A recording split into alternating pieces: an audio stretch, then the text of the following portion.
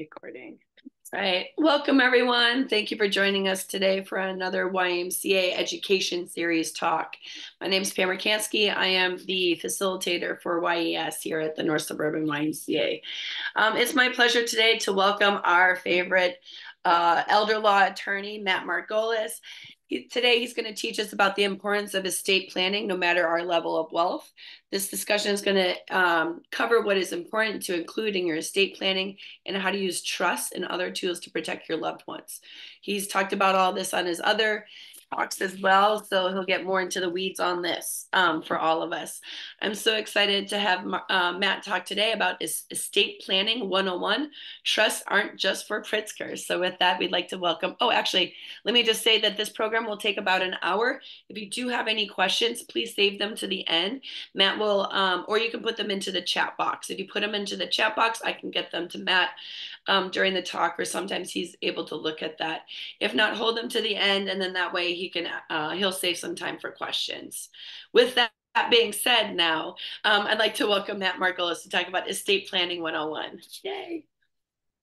Woo. All right, thanks, Pam. Good morning, everybody. Good to be here virtually with all of you. Thanks for taking your time, some time out this morning to get some education, whether it's for the first time or the second time, or maybe you've seen me talk multiple times, and for that, I appreciate it. So a little bit of background on me really quick and our law firm. So as Pam mentioned, my name is Matt Margolis. My partner, Lauren Weldon, and I have a small boutique estate planning and elder law practice, if you will, in downtown Park Ridge. And we assist folks with all sorts of estate planning needs. So we do powers of attorney for 18-year-olds going off to college. We do planning for young couples, middle-aged couples, older couples. Really, it doesn't matter how old somebody is.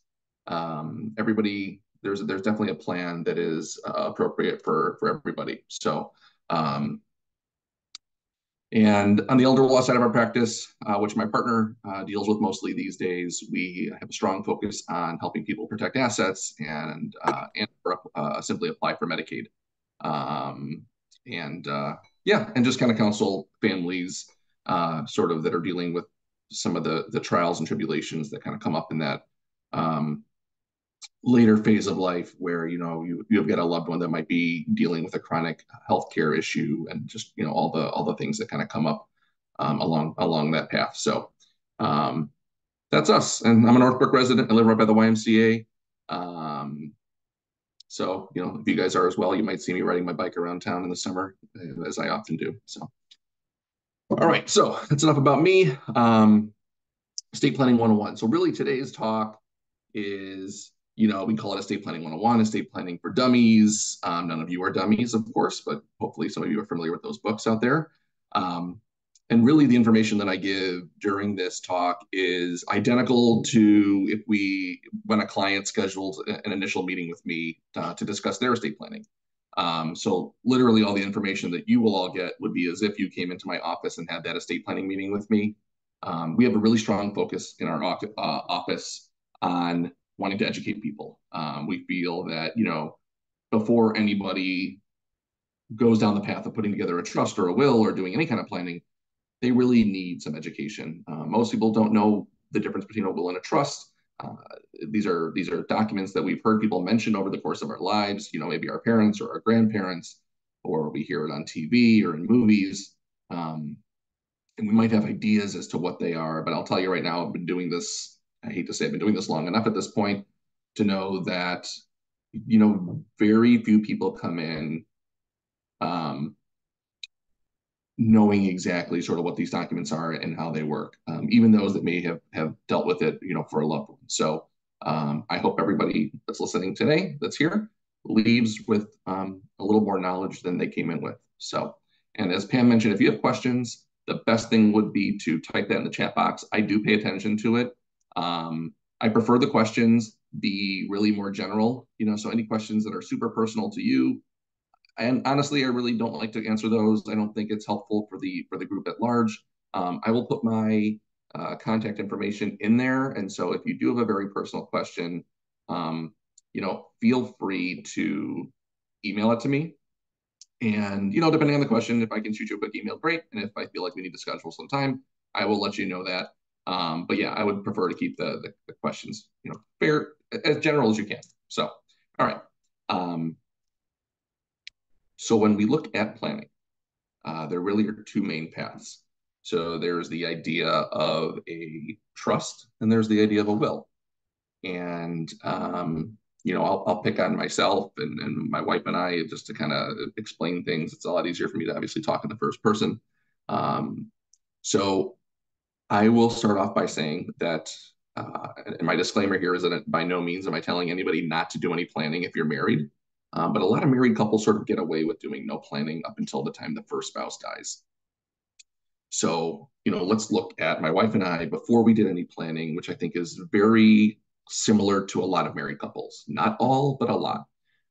So before we did any planning, we owned most things jointly, right? So our checking accounts, our savings accounts, our brokerage accounts, the condo we owned, all of those assets were in our names, the two of us as joint owners.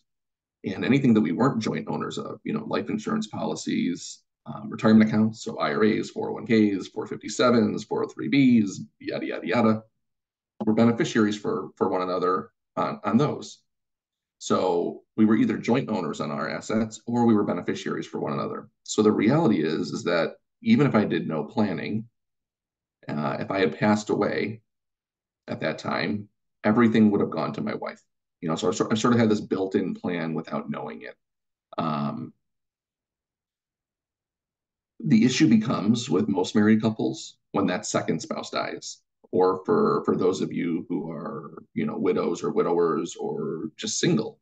The issue really becomes when that person passes away, and here's why, right? So it's easier for me to talk in the first person. Let's say my wife predeceased me. Now all the assets are in my name, right? So the real estate, the bank accounts, the investments, obviously the IRAs, the 401ks, life insurance policies, right? So now all these assets are in my name only. And at some point I'll pass away, right? And all of you will as well. I hate to break it to everybody, but we all have an expiration date. So at some point I'm going to pass away, and the question becomes, where does all my stuff go, right? Who gets it, and how does it get to them? And so there is this process in place in Illinois where the court will decide, not necessarily on their own, in some cases, yes, but the court will determine where our stuff goes. And this process is called probate for those of you who are not familiar with it. Right, so probate is the court process where a judge is sitting there saying, if I only knew what Matt wanted to do with his stuff, it would make my life a whole lot easier. And really what the judge is looking for is, did I have a will? At the end of the day, a will is like a letter to the judge. Dear judge, my name is Matt Margolis. If you're reading this, I died, and here's what I want to have happen. Okay? If my wife survives me, she will be the executor. If she doesn't survive me, my brother will be the executor. And the executor of our will is the person that's going to manage our estate. Really, what it means is it's the person that's going to hire a lawyer to deal with the probate process in court, who will then tell the executor what to do along the way. Okay? So the executor is, who are we putting in charge to administer our estate? Who do we trust enough to do that, right? To consolidate our bank accounts, to sell any real estate we own, to pay all of our final bills, and at the end of the day, distribute the money to those we want to get it from us. Okay, we can name as many executors as we want. We can name them one at a time. We can name multiple executors together as co-executors. And then we have beneficiaries, right? So judge, if my wife survives me, everything goes to her. But if she doesn't, it goes to my two kids in equal shares. Great. Well, in this example, my wife did not survive me. So my brother's the executor. And at the end of the day, at the end of this probate process, he will take whatever money is left and he will put it into two piles, and he will distribute one pile each to each one of my kids. A little bit about probate, right? So for those of you who are maybe not familiar with it, probate, again, it's a court process. Most of the probate work we do tends to be in Cook County, a little bit in Lake County, but we don't do really a whole lot outside of that. But it's fairly similar in some of the other counties. But I assume that if you're on this call, you probably live in Cook or Lake County. So the average probate estate, at least that we see in our office, and we really only take the simple ones, the simple, straightforward ones. What do I mean by that? I don't necessarily mean like, a $300,000 estate or a $3 million, versus a $3 million estate. Those could both be simple. Um, when I say simple, I mean, there's a house and there's, a number of bank accounts or investment accounts that we're dealing with. And everybody gets along, right? A situation where maybe we're leaving everything to our kids in equal shares, or we're leaving it to our nieces and nephews, and there's not a whole lot to fight about. Um, Probates that can be a little bit more complicated are ones where maybe we've got real estate in various states, or we've got multiple properties, or really what makes it the most complicated is when we've got situations where the beneficiaries don't agree, or beneficiaries are fighting. That can tend to make things a little bit more difficult and take a little bit more time and cost a little bit more money, or in some cases a lot more money. I sort of equate probate estates to divorces, right? You can have some much more simple, straightforward, congenial, if you will, probates. And then you have some that are very messy and can take a long time and can cost a lot of money. And I'm sure some of you have, if you haven't been through one yourself, which I hope you haven't, maybe you've had a friend or a relative go through a divorce like that, right? And so we know that in those situations, it can take a lot of time and it can cost a lot of money. And at the end of the day, the lawyer is the one making all the money in those situations, right? We don't like those probate estates. We refer those out. They're messy. We don't enjoy that work. So the average probate estate for a simple estate, right, a couple $100,000, maybe to a couple $1 million, a piece of real estate, you're probably looking at somewhere between, I'd say, $8,000 and $15,000 in total court costs and attorney's fees, and probably a process that's going to take about 18 to 24 months on average. So obviously that's not every single one. Some probate estates might take a little bit less than 18 months, probably not a whole lot less than 18 months, to be very honest with you. And some will take more than 24 months, right? But I'm gonna say that's sort of the average, sort of what you can look at. So is probate the end of the world? Absolutely not. Do I think it's ideal though? No. And in 13 years of doing this, I can tell you that, a very, very few clients, and I'm saying less than two, probably less than two hands, probably if it's on one hand.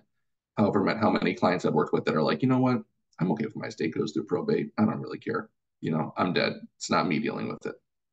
That's not the average person. I'm not saying that there's anything wrong with that. That's just, we work with a couple hundred clients a year. And so over 13 years, it's a lot of people. And again, very, very, very, very few have really relayed the idea that, they wouldn't care if their estate went through probate.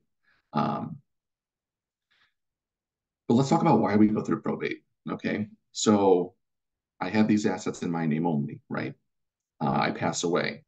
And so here's where probate will happen. So the time I pass away, there are certain assets that should never go through probate. Okay, never. Any type of retirement account, so IRAs, 401ks, 403bs, etc., right? Any type of retirement account and any life insurance policy, those should never go through probate. To me, I can't think of a good word right now, but it's sort of inexcusable, I guess, if you will, to me, if those types of accounts go through probate. And the reason why is because when we take out an IRA, when we take out 401k, when we purchase a life insurance policy, one of the first questions we are being asked is, who's your beneficiary? So as long as we have beneficiaries on these accounts, they will never go through probate. Doesn't matter if we do no other planning. Anytime we have a beneficiary on any account, frankly, I'm just talking about accounts that historically and more commonly have beneficiaries because we are asked for beneficiaries when we set these accounts up. So retirement accounts and IRAs retirement accounts and life insurance policies should never go through probate. We should always make sure we've got beneficiaries listed on them.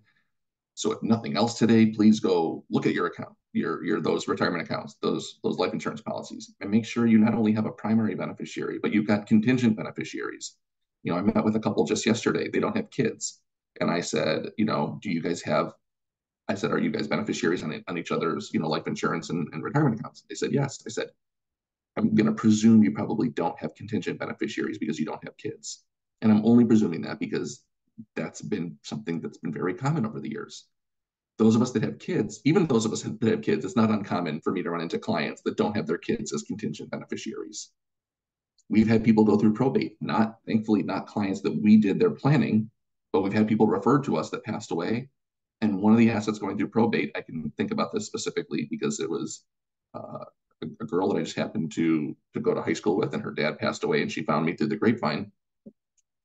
And her dad had a life insurance policy that was going to go through probate, that had to go through probate because his wife, who passed away 10 years prior, by the way, um, well, his wife passed away 10 years prior, sorry, and he never had contingent beneficiaries on his life insurance policy after her.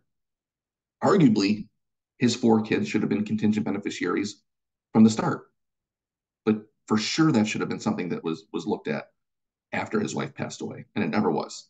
Um, so again, check out those beneficiary designations. And frankly, if you've been divorced, please check, because I find that I've got clients that still have their ex-husband or their ex-wife as their beneficiary on a life insurance policy, but they shouldn't be. Um, Sometimes there's life insurance policies that are required for the divorce for a certain period of time. I'm not talking about those. I'm talking about just having an ex-spouse listed as a beneficiary on an account. Okay, these are just things that kind of people lose track of and they don't think about. We're all kind of busy in the hustle and bustle of our daily lives that we sort of let some of these things slip through the cracks. So anything that has a beneficiary designation, no probate.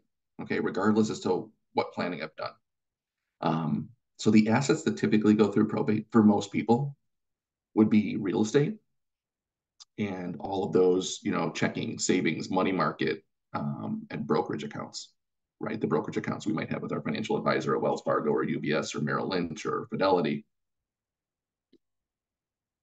These accounts don't tend to have beneficiaries. Okay, it's not a common question when you open up a checking or savings or money market or brokerage account for a beneficiary. It's not. There's nothing wrong with that. That's just not how those accounts are typically set up. You can add a beneficiary. And I'm not saying, solving an estate plan with just beneficiary designations is the right thing to do. But listen, you can put a beneficiary on those. And then we have real estate, right? And people, we don't have beneficiaries on our real estate, right? I own a house in my name only, okay? My condo or my lake house in Wisconsin. I don't have one. I'd like one. But, we don't have beneficiaries on those, right? So those are in our name only. So those are the assets that tend to go through probate. So to be clear, we go through probate for only those assets that at the time of our death are in our name only and that are not owned jointly with somebody else and do not have a beneficiary. Okay? Those are the assets that will go through probate. And they will go through probate even if you have a will. And I want, this is really important because a lot of people have this idea that wills avoid probate. Okay? And a will on its own does not avoid probate. Again, a will is really it's very much like what I said earlier. A will is like a letter to the judge. Basically, in the event something goes through probate, then my will kick in, and what my will says will control how my assets are distributed. Okay? Listen, if I put a will together and my will says everything goes to Pam, right? Pam's been so awesome at the YMCA, I'm going to leave her my entire estate. But if I just put beneficiaries on everything I own, and those beneficiaries are my kids, okay? At the time I pass away, Pam gets nothing. Sorry, Pam. And my kids get everything because beneficiary designations or joint ownership supersede language in a will. Again, it doesn't even get to the point of the will kicking in if everything I own has beneficiaries or is jointly owned with somebody. And that's why even with a married couple, if that couple, they each have their own will and the first spouse passes, it's typically unlikely that will ever have to go through probate. Because again, that couple probably owned, or in a lot of cases, that couple would have owned everything as joint tenants or they were beneficiaries for one another. Okay, so I want to make sure that everybody understands that.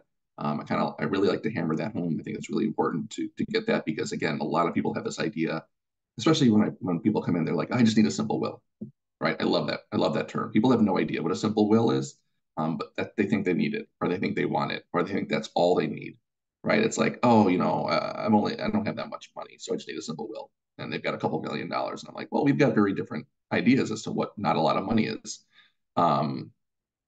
So the way that we avoid probate for most people, for the majority of people, the way that we're going to avoid probate is through a trust. And the type of trust that we will talk about today, because there's different types of trusts out there. We're not going to get into anything else, any others. The type of trust we're going to talk about is what we call a revocable living trust. So the revocable living trust is the most common type of trust out there. Okay, so arguably, if you have any parents or siblings or brothers or sisters, I already said siblings, but if you have any friends or anybody that you know that has done any estate planning and they have a trust in place, chances are it's a revocable living trust. Okay, I'm not saying it has to be or that it is for sure, but I would say 95% of the time it's probably a revocable living trust. And the reason why we like the revocable living trust or why it's so popular is that it really doesn't change our lives in any meaningful way. Actually, really not at all. And I'll explain all this. So let's use the example that my wife and I create a trust together. All right. And we create the Margolis trust. We are called the trust makers. All right. I know it's a very original term. We're the ones making the trust, right? We get to decide what the terms of the trust are, right? Who's going to be in charge when we can't be, who will uh, who will the beneficiaries be? So where will everything go when we die, and how does it go to them? And what if somebody passes away before us, and what happens with their share? And if they're disabled, what happens? And if they're too young, what happens? And again, we can kind of build in all these various contingencies to ensure that again, whatever we have will go to the people that we want it to go to, and it will go to them in the way that we want it to go to them in. Um, so, um,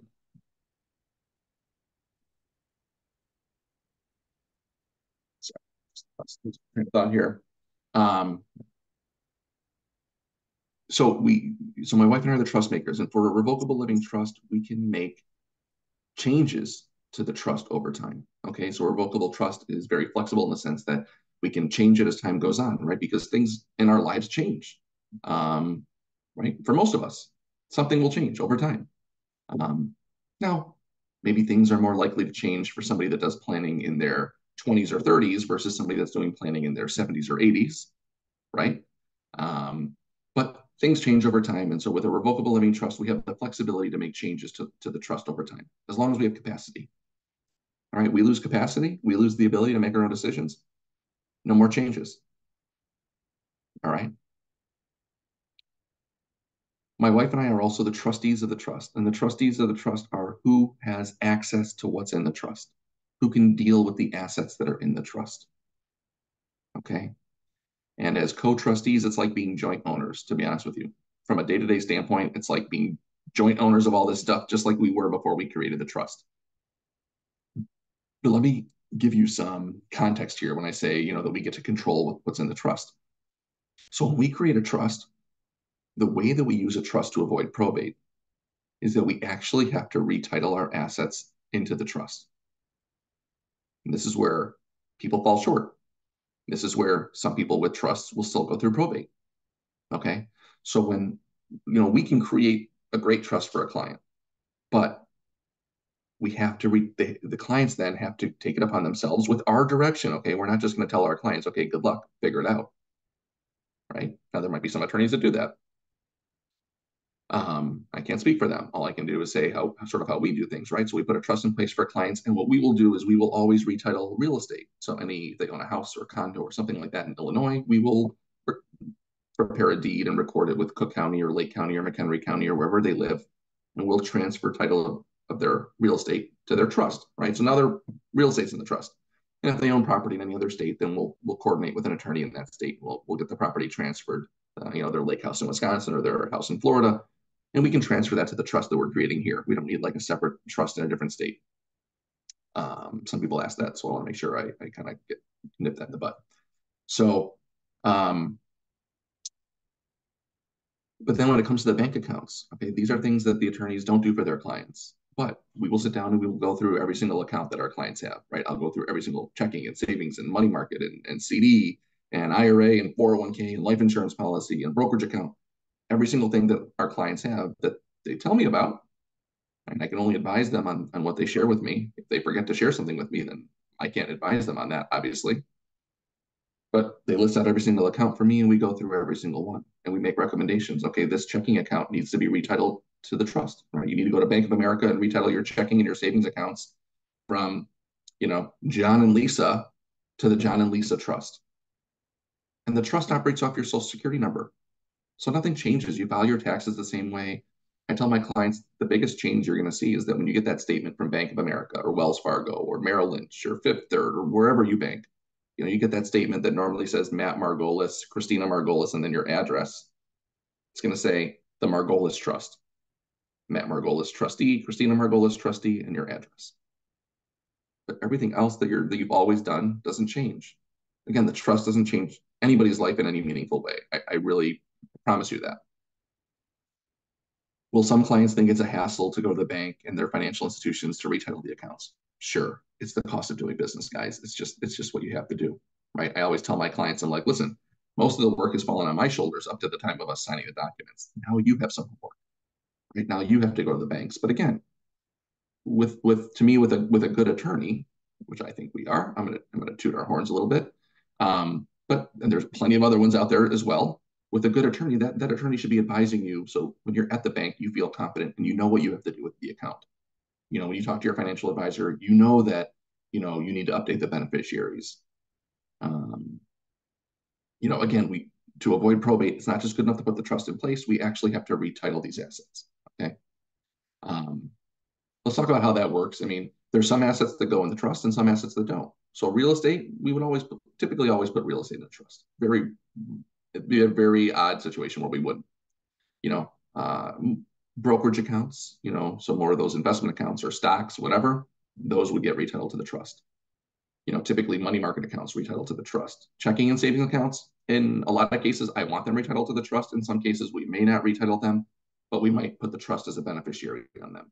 And that just might be dependent on the financial institution. Some financial institutions are a little more difficult.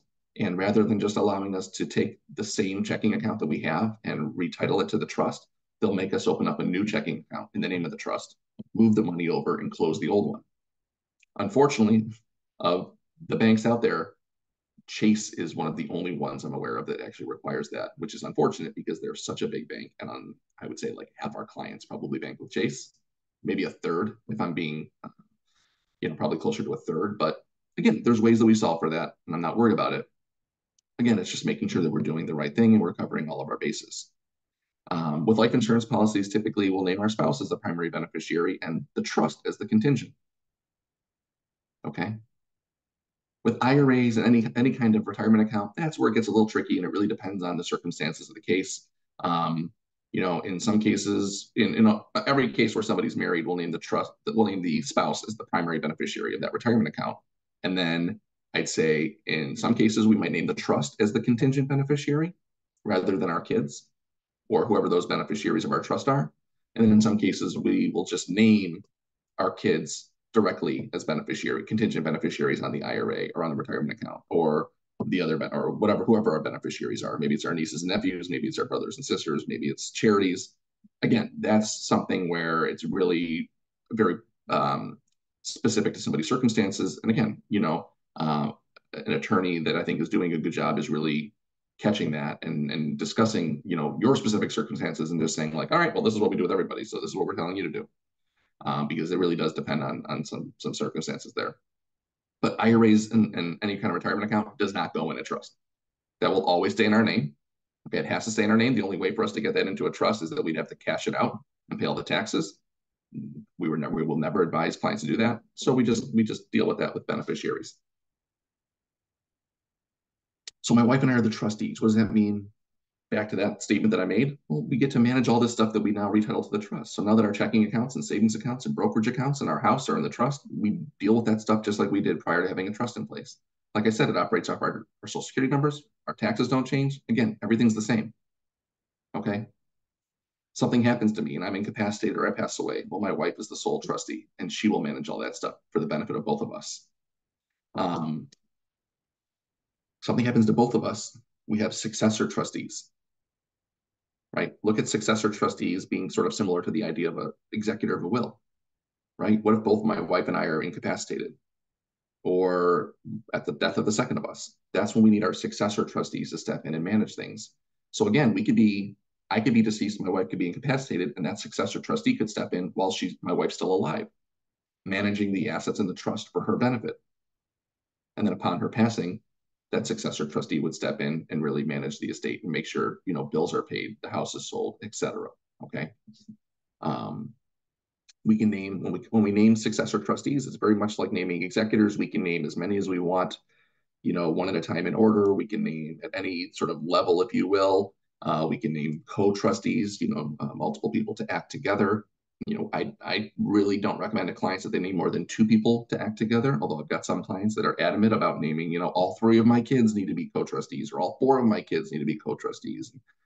I typically think that's sort of a recipe for disaster. Sort of too many cooks in the kitchen, to use something that my mom always said. But again, some people are very particular. It's what they want. Fine, right? To each their own. Then we look at beneficiaries. All right. The beneficiaries of the trust are who will get everything, right? Who will inherit everything. So, if my wife and I are creating a trust together, something happens to me, the trust is for the benefit of her. Something happens to her, the trust is for the benefit of me. At the passing of the second of us, our trust at least, and obviously everybody has their own version of this, says that everything goes to our 2 kids in equal shares. Great. So after the house is sold, after all, expenses are paid, any final tax returns are filed, there's this amount of money there. And let's just say my brother's the trustee and he's ready to distribute it to our kids. When we distribute money to beneficiaries, we really have 2 main ways that we can distribute it. One is an outright distribution. Okay. Let's say there's $1 million. The trustee would write each of our kids a check for $500,000 and they could do whatever they want with it. Okay. That's what an outright distribution is. Sort of no strings attached is a good way to think about it, right? Here's the money. It's yours. Do whatever you want with it. That tends to be more common when we have beneficiaries that are older and more responsible. And older could be 25, older could be 30. Sometimes, and, more responsible. I've got clients that have, adult children that are in their late 20s or early 30s or early 40s that are still sort of, failure to launch, if you will, and are not that mature or responsible, and they don't want to leave the money outright or direct to that individual. And so if we aren't leaving it outright, the other option really is to leave it to them in trust. Okay. And this is not a separate document. So a lot of clients think like, oh, so I've got to create like 2 separate trusts for my kids. No. What it is there's sort of 2 trusts that would spring out of our trust, right? One for our son, one for our daughter, right? And Uncle Mike, the trustee, would put $500,000 in each of those trusts, and he would manage it for our kids. And in most cases, we're going to put some sort of age limit, right? So our trust says that if something were to happen to my wife and I, God forbid, prior to our kids turning 30, respectively, then the money is going to go into trust, and the trustee will use it for their benefit until they turn 30, right? So the money can be used to pay for their education, their healthcare expenses, and then really anything else at the trustee's discretion. I always say to sort of look at that trustee, if you're leaving money to kids at least, look at that trustee almost as like a surrogate parent from a financial standpoint only, right? Because, for those of you that have kids and maybe that have kids that are older, when your kids got old enough to start asking for money, if they needed money and they needed money for something and it was more than they could afford on their own with the money that they had or money that they had from work, who's the first person that they tend to go to? Their parents, right? Now, my kids aren't old enough to start asking for money for those things, but I remember when I was at that age, and in my teenage years and 20s even, and if I needed something and it was above and beyond what I could afford, I'd ask my parents. And so in this case, really, the beneficiaries will ask the trustee, right? They'll go to Uncle Mike, the trustee, and say, "Hey, Uncle Mike, I don't think I can really afford to buy this Porsche on my own. I need you to help me with the money from the trust." And Uncle Mike says, "Oh, that sounds great. Let's go look at a used Toyota Corolla. Happy to do that with you." Right? Because we also want to make sure that the trustee we're naming has similar values to us. And, we would hope that, the trustee is going to treat them and sort of use the money for them, similar to how we would. In a perfect world, let's say we use this age 30 or whatever age, you're thinking. In a perfect world, our kids are over the age of 30 when we die. And so the money just goes to them outright. Okay, that whole age 30 in trust, that's really just a protective measure so that God forbid something happens to us or to you or whoever's doing the planning prior to their kids or their beneficiaries turning that age, then the money's set aside and being managed for their benefit so that they don't have direct access to it. And aren't being, and maybe they're super responsible, but we don't want a 21-year-old to have the money because they're still in college and they might be influenced by their friends to use it for things that wouldn't be that responsible, right? And everybody's got their own version of this. I'm just sort of giving you a big, my example. And then we also have situations where we might have a beneficiary that maybe they have special needs, or maybe they develop special needs at some point, right? They're in an accident or they have some kind of chronic illness, and all of a sudden they happen to be receiving government benefits at the time we die. And those government benefits are needs based, right? So they can only have a certain amount of money in their name to receive, Medicaid or SSI or whatever benefit it is. And so in all the trusts that we draft, and I can't speak for other lawyers, but in all the trusts we draft, we also have sort of this backup language, if you will, to take into account that if, God forbid, a beneficiary of ours is what we call like a special needs person receiving government benefits, then the money that they have that they're going to get from us can go to them in a special needs trust that springs out of our trust that has all the protective language that allows the money to sit there for their benefit, but it doesn't kick them off of their government benefits. Okay. And so that's something that can be very important for people as well. Most cases, it never gets utilized, but it's there just in case, right? God forbid that's a situation that arises. Whenever we're naming beneficiaries, we always have to take into account that they may not survive us, unfortunately. Not something we want to think about, but we need to plan for, right? And so I'm not going to go into tons of detail here, but we just need to make sure that when we're naming beneficiaries, we're also considering where their share would go if they didn't survive us. When we create a trust, every single time we create a trust, we always create a will that goes with it. Okay. So in some cases, people will just create a will, right? And they're okay. And maybe they, rent an apartment, they don't own real estate, they've got a couple bank accounts, and they're like, you know what, I'm going to put a will together, but I'm really going to solve for my estate planning with just beneficiary designations on the 3 or 4 accounts I have. And for some people, that might be perfect planning. Okay. But in every single situation where we are creating a trust, we always create wills with it. Okay. And we refer to the will as a pour over will. Okay. And the pour over will is there because, as I mentioned earlier, even with a trust, we can go through probate. At least I think I mentioned earlier. If I didn't, I'm mentioning it now. Right. So if I have a trust in place, just because I have a trust in place, remember, if I don't retitle all my assets, if there's some asset that's still in my name at the time I die, and I didn't put it in my trust, and I don't have a beneficiary on it, and it's not owned jointly with somebody else, it will go through probate. So again, super important to fund your trust. Funding the trust, meaning retitling assets, updating beneficiaries. Okay. To me, there's no excuse why somebody who put a trust together should have an estate that goes through probate. But we put this pour over will together for that reason, because we know that things might slip through the cracks. And so really that pour over will, it's a super simple will that really does 2 things for most people and 3 things. Sorry, what I should say is 2 decision points for most people and 3 decision points for some. So in the pour over will, we name executors. And typically the executors of my will always match up with the trustees of my trust. Because if something just happens to go through probate, I want the person dealing with that probate process to be the same person that's managing all the assets in my trust. It's just easier if it's the same person. So it's not 2 different people that have to get on the same page. And then the pour over provision. So the pour over provision of my will basically says, hey, judge, if you're reading this and I'm gone, 2 things happened, right? Something slipped through the cracks and I went through probate. But number 2, I have a trust in place. I'm sorry, I died. Something slipped through the cracks. But I have a trust in place. And so the beneficiary of my pour over will is the Margolis trust. Okay, so it's not like I list all these beneficiaries in the will. The will just names the trust as the beneficiary. And then the trust has all the terms as far as who gets my stuff. And then for those of us that have minor children, the will is where we name guardians. Okay, so for anybody that has children under the age of 18, this is where we will name guardians, right? Who will take care of our kids? Who will be their legal guardians if something happens to us, to both current guardians or the current guardian, and the kids, and any of our kids are not yet 18 years old, right? So in a perfect world, the pour over will never kicks in, right? I refer to it, it's like a safety net. It's a safety net that's there, right? It's there just in case, but I'm hoping we never use it. Okay. I don't ever want it to come into play. Um, very, very briefly, I will talk about, so I kind of, the example I just gave was if my wife and I had a trust together, okay, a joint trust. I'm going to, for like 3 minutes, I'm going to talk about the idea of separate trusts because in some cases we may not use a joint trust. Um, so a joint trust where my wife and I would have a trust together makes sense in a lot of cases where couples, it's a first marriage or maybe it's a second marriage, but it's a second marriage of like 40 years, right? It's a very long second marriage, and that couple has really combined all their assets and everything's owned jointly. They don't really keep anything separate. They carry themselves very much like a first marriage.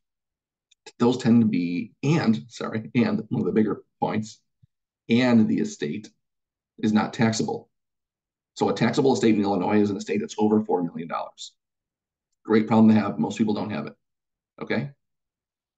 So if it's a situation where, first marriage or again, second or third marriage, but for a very long period of time, we've always tend to own, the couple has tended to own all their assets jointly, and they don't have a taxable estate.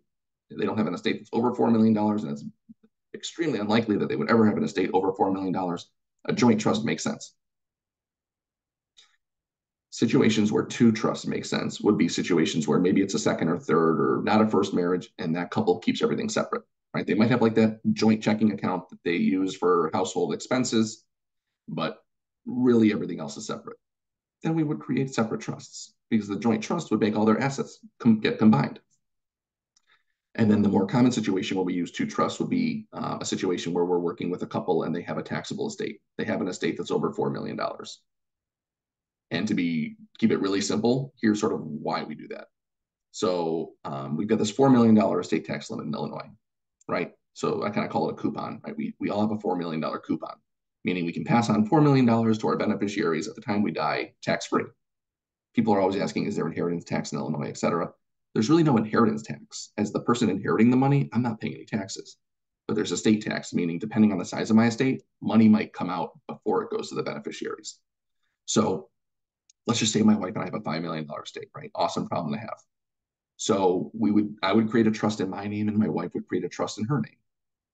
Okay. And my trust would operate off my social security number and her trust would operate off her social security number. We're still filing our taxes the same way, just like we had, even if it was just very similar to if we had a joint trust. And we will be co-trustees of each trust. So my wife and I will be co-trustees of my trust. We'll be co-trustees of her trust. And what that means is that when we put certain accounts or assets in her trust or mine, we both still have access to everything. So we're not really losing control of anything that was joint prior, if that makes sense. But here's why we do this, right? So we have a $5 million estate. Let's just say we put $2 million of assets in my trust and $3 million in my wife's. We do that because if we had a joint trust and we had $5 million, at my passing, there's no issue from a tax standpoint. Right. I can pass on an unlimited amount of money to my wife tax-free, to a spouse tax-free. The issue is that at my wife's passing, that $5 million before it goes to our kids, there's going to be $1 million that's taxed. Okay. And just look at the estate taxes being, I always say it's around 20%, give or take a few percentage points. And that's kind of depending on certain things that we did during our lifetime. It's a significant tax, right? So that's if we do a joint trust. So if we have separate trusts and I've got $2 million in my trust and $3 million in my wife's, the way it would work is that upon my passing, my trust would then get a tax ID number. So now it's going to file its own tax return. Okay, so if you want to say there's like a downside to two trusts, the downside is that at my death, my trust gets a tax ID number. My wife's still the trustee. She can still access the money. It's still for her benefit. She can use it for her, the kids, but she doesn't have to file a separate tax return every year for it. However, that money never gets added to her estate for tax purposes. So upon her passing, both trusts pass to the kids tax-free. Okay, because it's not as if the money from my trust goes into her trust. It stays in my trust and my wife has access to it. Okay. So the really short and sweet way to describe it, I'm not going to go into any more detail, but that's why it would make sense for a married couple that does have more than $4 million.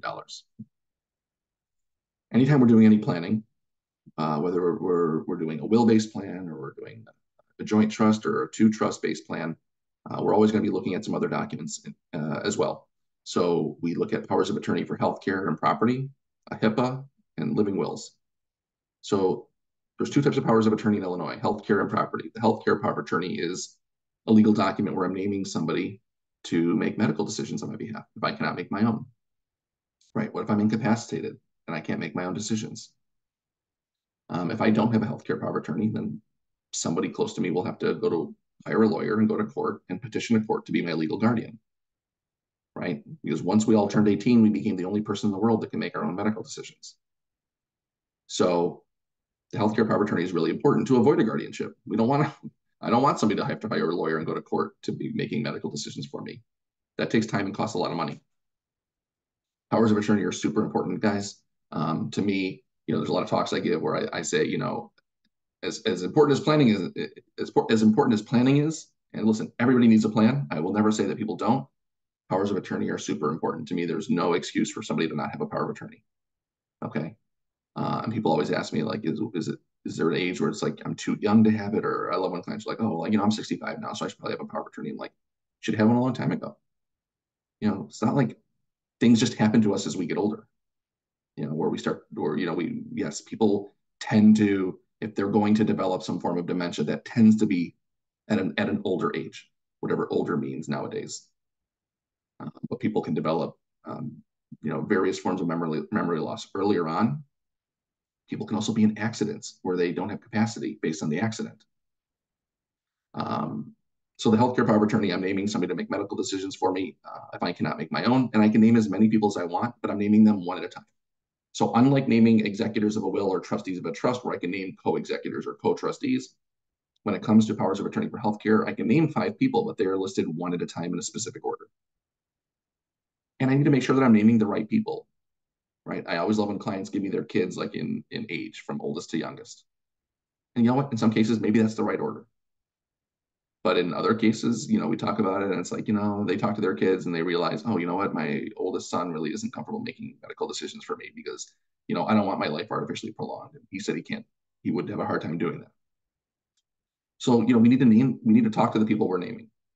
We need to make sure that they're okay making decisions for us. They're okay making our decisions for us. Because at the end of the day, I want my power of attorney to be able to not keep me alive because I don't want to be kept alive in a situation where I'm not going to have any quality of life. And again, you might talk to somebody and realize they just couldn't do that for you. Great, better to know now.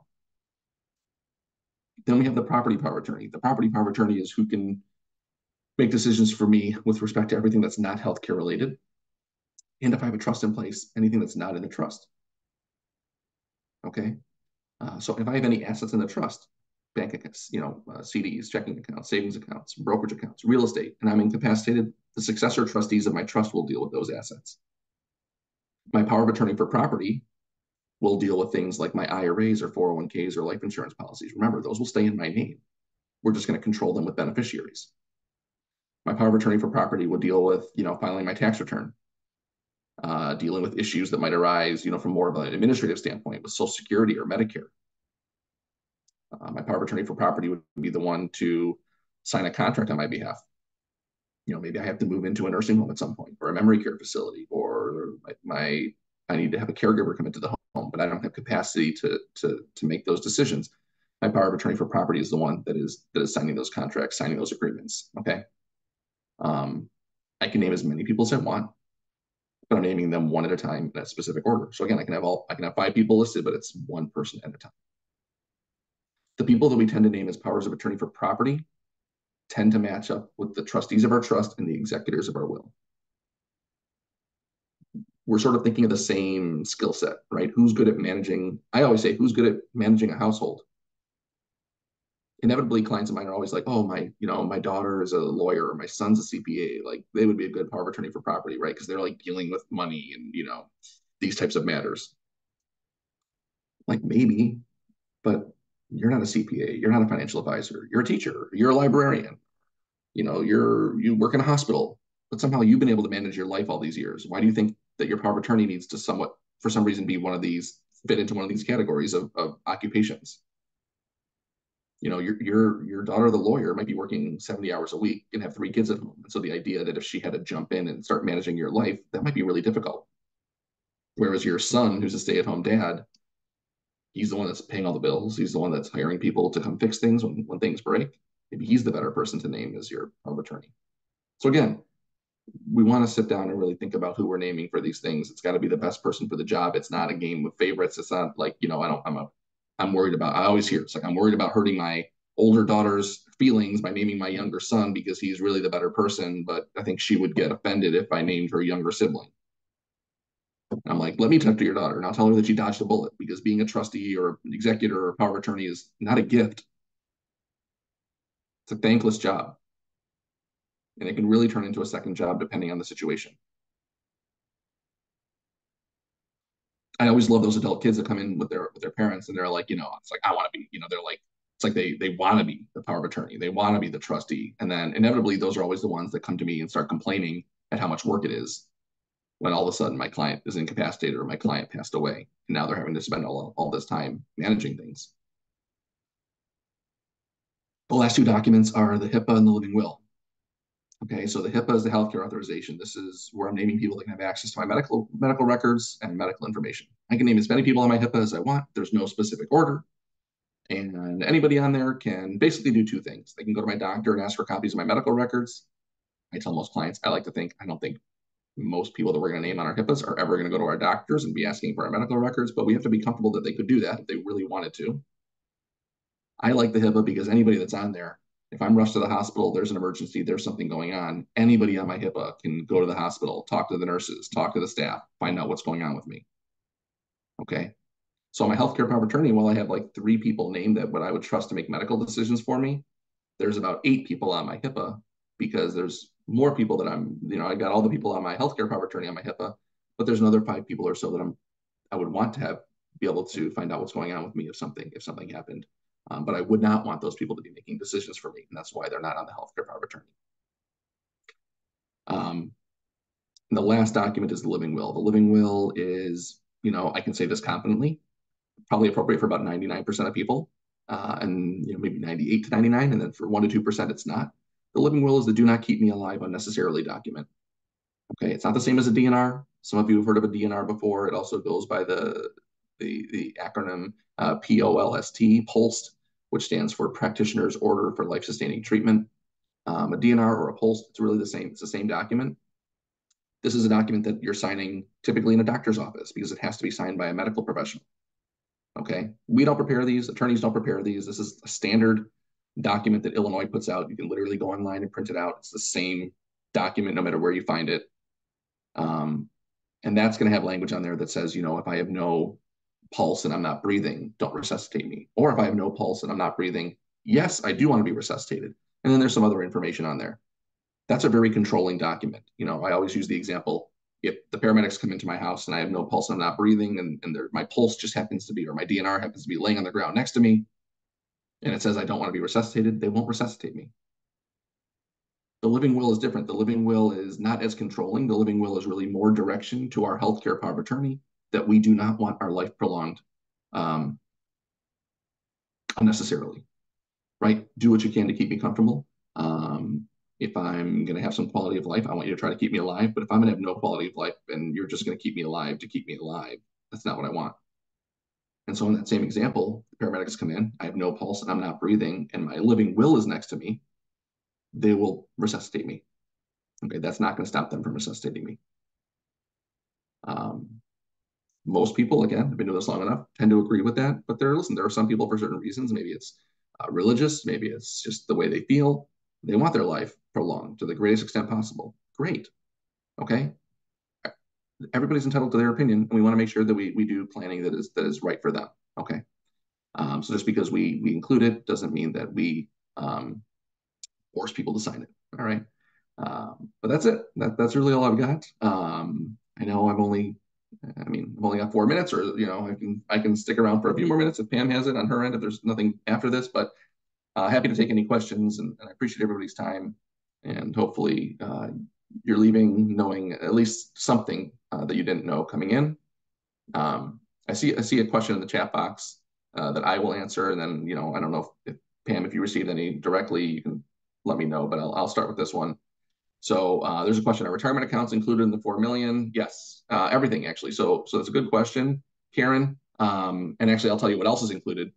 When we look at that $4 million estate tax, what's part of what makes up our estate for tax purposes? everything, equity in real estate, all types of bank accounts, checking, savings, money market, CDs, IRAs, 401ks, so all the retirement accounts, stocks, bonds, blah, blah, blah, blah, blah, all that stuff. But in addition to that, life insurance proceeds. Okay. So any proceeds from a life insurance policy also count towards that $4 million estate tax limit.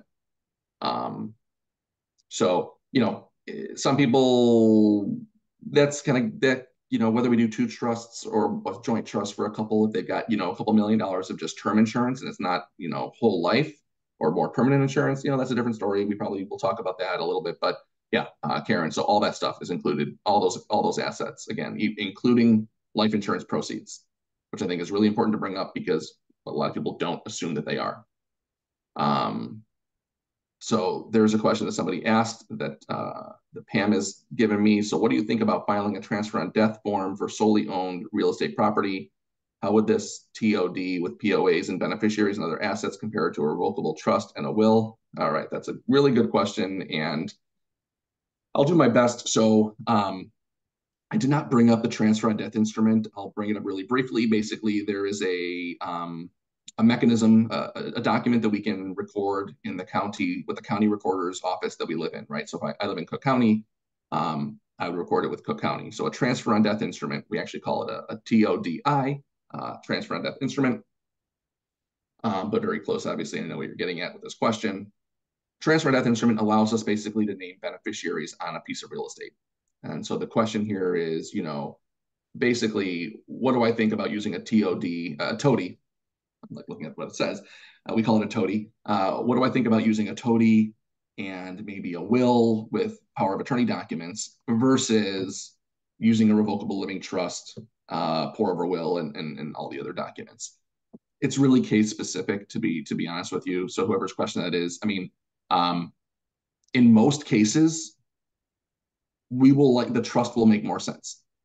Now, I'm just saying that based on experience, based on the folks that we've met with, but it really is a case-by-case situation. In some cases, it might be totally fine to use a transfer on death instrument for the property and then deal with the remainder of the assets via using beneficiary designations. Again, it really depends on a client's specific circumstances. So there's a time and place for it for sure. I just think it really depends. Is the best answer I can give. I can't, without knowing anything else, there's just no way I could say what I think is a better path to take. So, but that's a really good question, and happy to discuss it with you if that's something that you're interested in talking about. But yeah, good question. I don't tend to bring up the TODI all the time. I kind of forget it at times. So, but yeah, thank you. Any other questions from the group? All right. So if you think you might have more questions later, on Wednesday, April 3rd, we're doing navigating the long-term care maze.